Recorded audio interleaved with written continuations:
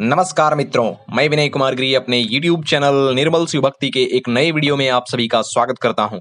मित्रों, आज के वीडियो में हम लोग भस्म की महिमा पर चर्चा करने वाले हैं। जैसा आप सभी को पता है, हमारे भोलेनाथ अपने सारे शरीर में भस्म लगाए रहते हैं। बहुत सारे साधु और महात्मा भी अपने शरीर में यज्ञ कुंड का भस्म अथवा शमशान का चिता भस्म भी लगाते हैं। आखिर वो ऐसा क्यों करते हैं, इसका क्या प्रभाव है? स्कंद पुराण की एक कथा है जिसमें भस्म के प्रभाव से एक ब्रह्म राक्षस की मुक्ति के विषय में बताया गया है। आइए इस कथा का आनंद लेते हैं और भस्म की महिमा भी जानते हैं। लेकिन जो लोग चैनल पर नए हैं, कृपया चैनल को सब्सक्राइब अवश्य कर लें। धन्यवाद मित्रों, आइए वीडियो को शुरू करते हैं। वामदेव नाम से प्रसिद्ध एक महातपस्वी शिवयोगी हुए हैं। वे सुख दुख आदि द्वंद्वों से रहित, निर्गुण, शांत, समदर्शी और क्रोध को जीतने वाले थे। सबके ऊपर दया भाव रखने वाले वे महात्मा एक दिन स्वेच्छानुसार घूमते फिरते महाभयानक वन में जा पहुंचे। उस निर्जन वन में भूख प्यास से व्याकुल अत्यंत भयानक कोई ब्रह्म राक्षस रहता था। वामदेव जी को देखकर उन्हें खा जाने के लिए वह राक्षस बड़े वेग से उनकी ओर दौड़ा।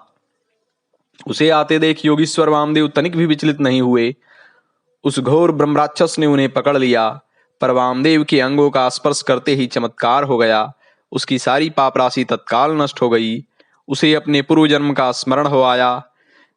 जैसे चिंतामणि का स्पर्श करके लोहा भी स्वर्ण हो जाता है, जैसे जम्बू नदी में पड़ी हुई मिट्टी भी सोना हो जाती है, जैसे मान सरोवर में आकर कौवे भी हंस हो जाते हैं, और जिस प्रकार एक बार भी अमृत पी लेने पर मनुष्य अजर अमर देवता हो जाता है, उसी प्रकार महात्मा पुरुष अपने दर्शन तथा स्पर्श आदि से पापियों को भी तत्काल पवित्र कर देते हैं।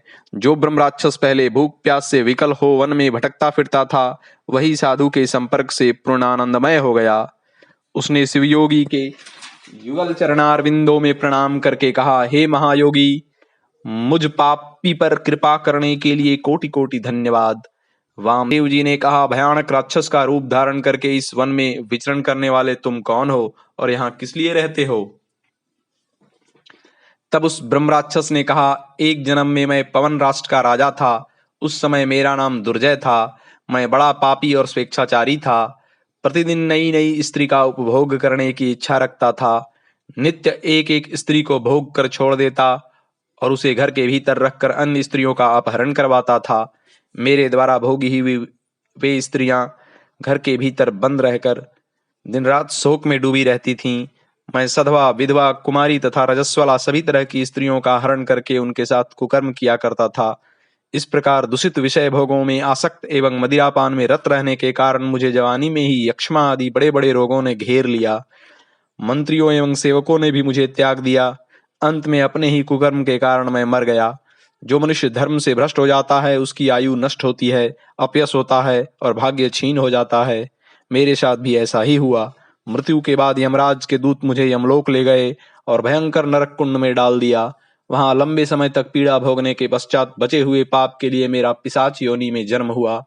फिर एक एक कर मेरे 24 जन्म हुए, परंतु पाप की अधिकता के कारण हर बार एक नए जानवर के रूप में जन्म लेकर कष्ट भोगता रहा। फिर 25वें जन्म में मैं ब्रह्म राक्षस हुआ। इस समय आपसे मिलकर आपके स्पर्श से मेरी पूर्व जन्मों की स्मृति जाग उठी है। मेरे मन में प्रसन्नता और वैराग्य का उदय हुआ है। श्रीमान, ऐसा आपका प्रभाव कैसे संभव हुआ है? वामदेव जी ने कहा, यह मेरे शरीर में लगे भस्म का महान प्रभाव है। भगवान शंकर के सिवा दूसरा कौन है जो भस्म की शक्ति को जानता हो? महादेव जी का जैसा महात्म्य है, वैसा ही भस्म का भी है।